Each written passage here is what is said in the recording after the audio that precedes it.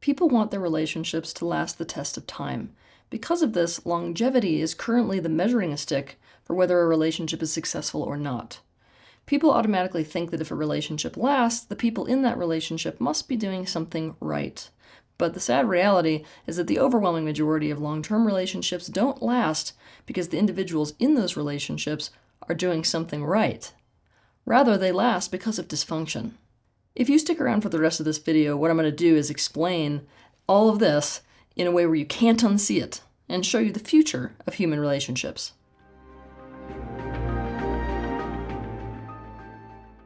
Humanity is in the dark ages regarding relationships. This is a very sad reality to swallow, especially given that humans are a social species and relationship was not only central to our life experience, it was and is the key to our very survival. We are headed from unconscious relationship to conscious relationship, and we are deep in the middle of navigating that journey. Currently, most people live in enough of an unconscious state that they don't even spot dysfunction in their relationships. Instead, they tend to celebrate their dysfunction, not, of course, recognizing it as dysfunction. For now, that is. This can be compared to so many things throughout human history.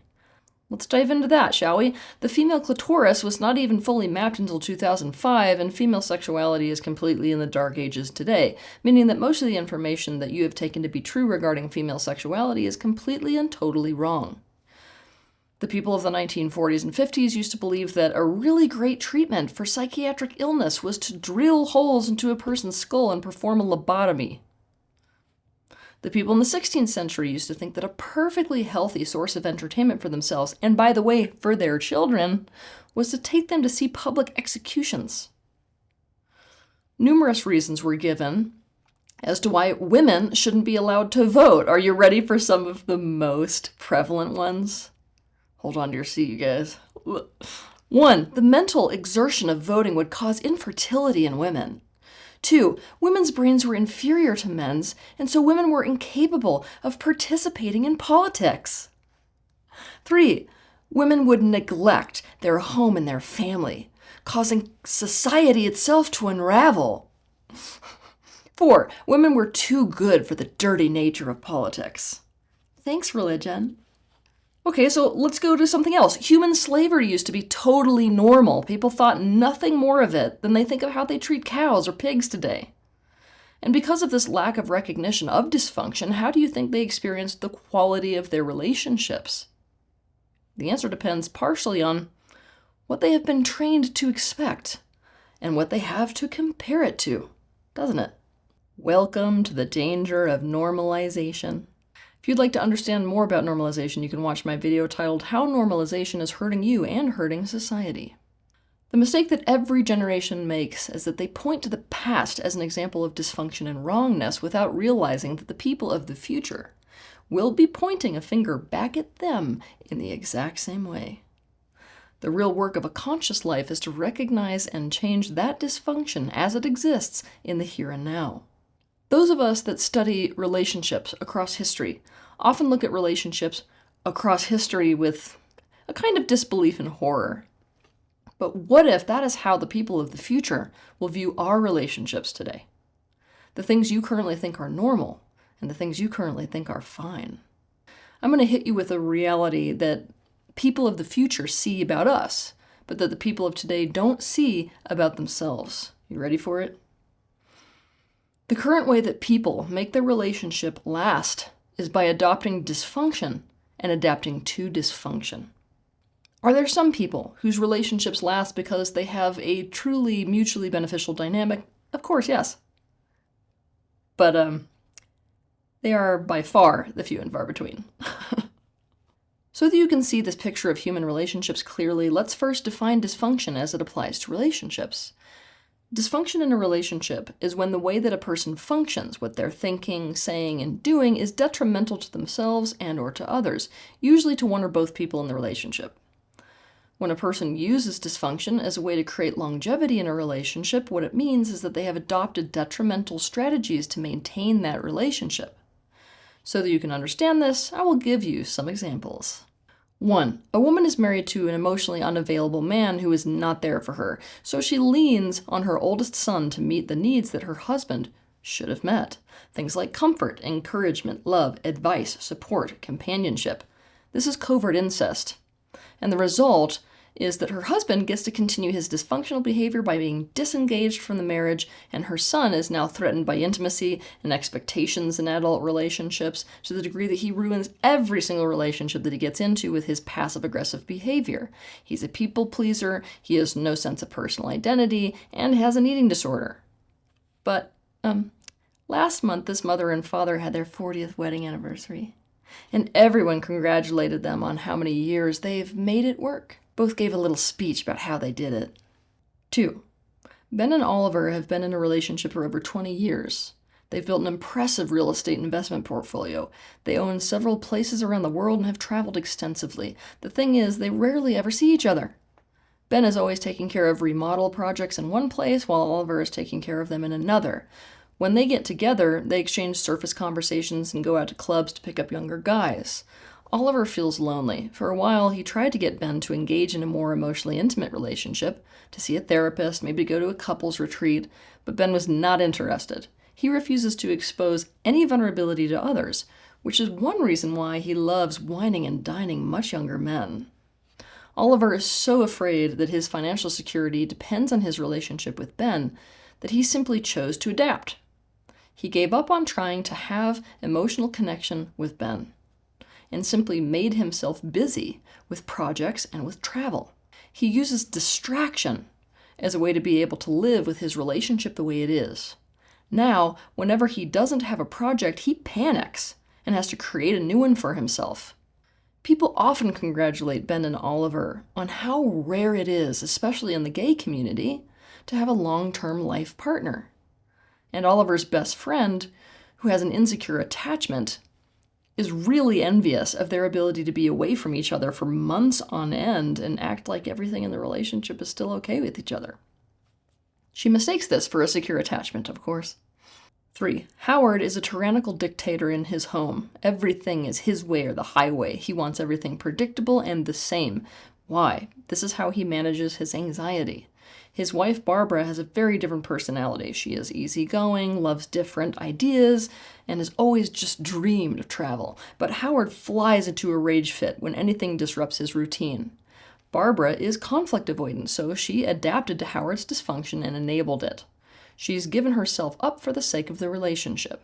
She cooks him a predictable meal on every day of the week. She makes sure that the kids behave in a way that will keep Howard placated. When he's busy reading the paper, she sneaks to watch National Geographic Channel. When he disowns his youngest daughter for joining a political party that opposes his own, Barbara does not oppose Howard. Instead, she sneaks out to call her daughter in secret. Barbara had a heart attack one day while she was sitting in her armchair. The furthest that she had ever traveled in her life was to Florida. Her obituary reads, Howard and Barbara were able to share a wonderful 53-year marriage. 4. Chloe has been in a relationship with Kenneth for 13 years now. At first, everything in the relationship went really good, but after Kenneth was fired from his job, the polarity in the relationship started to flip. Kenneth became consumed by self-doubt. He started acting passive, he dropped more and more household responsibilities on Chloe. He seemed to be more and more in need of time to just relax and chill out and be alone. In turn, Chloe found that all her time in the relationship was spent prodding Kenneth into action. Her ambition and her anxiety ramped up, and the resentment she feels towards him makes it so that he disgusts her sexually. Their relationship is clouded by a feeling that something really isn't right. But both of them have no one else to live their life with. They are terrified of ending the relationship and ending up truly alone in life. So Chloe and Kenneth have adopted a little bit of a pattern. Every month or so, when Kenneth inevitably breaks his word regarding a responsibility that he has agreed to take on, she kicks him out of the house.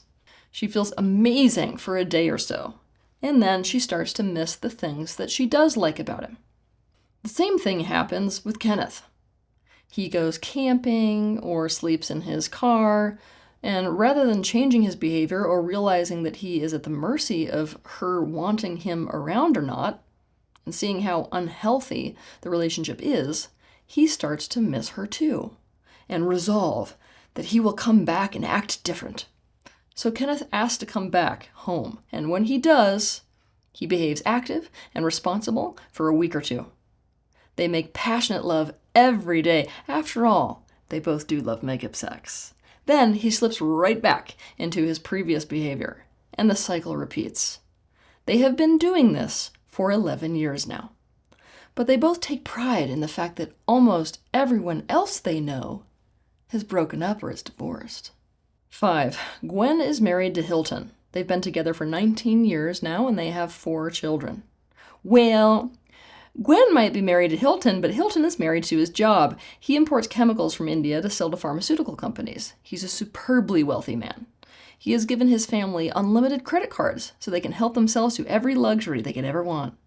Hilton is not present in his wife's life or in his children's lives. He has extremely high standards regarding his son's conduct and achievements because he sees them as an extension of himself. Gwen often has to deal with their meltdowns when Hilton is around because they feel so not good enough in his eyes.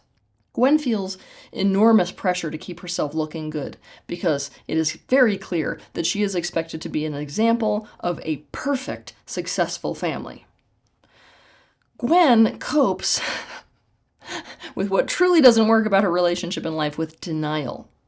If you confront her on her unhappiness in her life, and especially in her relationship, she will look at you straight in the face like you are crazy. Her truth is that she is genuinely blessed and genuinely happy. Gwen's friend from college feels like either she or Gwen is going insane because she has personally watched Hilton berate one of their sons to tears and storm out of the house in his Porsche, only to watch Gwen talk about how good of a father he is and how lucky she feels about his dedication to family.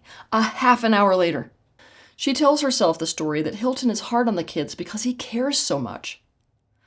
She tells herself that the reason he is never at home is because he cares so much about her security and their future that he's working hard for her and the kids. Everything that causes her pain about her relationship with Hilton gets explained away and turned into something else and reframed, and everyone around her feels gaslit because of it. She goes out into society, and especially to church, as an example of the perfect wife, with the perfect husband, and the perfect kids. After all, they've been together for so long. 6. Bonnie has serious insecurity issues, especially regarding other women. When she first got into a relationship with Landon, she acted super open-minded and presented herself like she was not a jealous type, but over time, believe me, that changed. She felt like their relationship was so insecure that she deliberately tried to get pregnant by Landon. Subconsciously, she saw this as her ticket to his commitment. But, surprise, surprise, when that didn't happen, and he still put his attention on other women, she flipped out. She even enrolled her doctor in this game by having the obstetrician confront him on how important it was to not do things that elicit stress in her during the pregnancy. Codependently, Landon stopped attending parties, stopped talking to other women. When the baby was born and Landon unexpectedly found himself attached to his unexpected son, Bonnie used the child as leverage. She threatened that if Landon didn't cut off his relationship with a few women who Bonnie felt insecurity around, women that meant a great deal to Landon, that she would fight for full custody and move away with their son. Terrified by the idea of losing his son, he did exactly what Bonnie wanted and cut himself off from every person that she was threatened by. He became socially isolated to only Bonnie and Bonnie's friends and family. Down deep, he has a nagging feeling of being controlled and consumed by Bonnie. He feels empowered when he does things like come home a half an hour late or eat things in secret that he knows she would not approve of. But Landon just wrote a Christmas card that said, "I was lost before I found you. You were the best thing that ever happened to me." This month is their 8-year anniversary. If you want to learn more about this concept, you can watch my video titled Longevity is not necessarily a measure of success or health in a relationship. But before you do that, I want you to consider the following. You may be able to recognize how these relationships that I just described are dysfunctional, but guess who can't? The people that are in them. And this has serious implication, because it means that if you are in a dysfunctional dynamic in a relationship, the likelihood is that you do not see it. When you are looking at someone else's relationship, the first thing to know is that there is a whole lot that you don't see. On top of this, we are often not brave enough to see the reality of relationships because of what it would mean for us to see it or to acknowledge the dysfunction. I know for a fact there are some of you out there who know your parents have a horribly dysfunctional relationship and have experienced this with your siblings, where your siblings idolize their relationship, your parents' relationship, and defend it.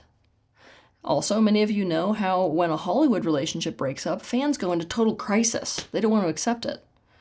If we're dedicated to a conscious life, we need to be brave enough to look at what does not work in a relationship and what does work in a relationship. And believe me, this is a serious topic of debate. But it is critical that you accept that as of right now, the vast majority of people achieve longevity in relationships via dysfunctional strategy. They keep the relationship together and maintain it with behavior that is detrimental to themselves, detrimental to the other person, detrimental to other people involved in their social system, and or to all of the above. And we will only be able to change that fact if we are willing to see this reality in the first place. Creating conscious, beneficial relationships will only be possible if we are willing to face the current state of dysfunction that we currently label as a working relationship. Have a good week.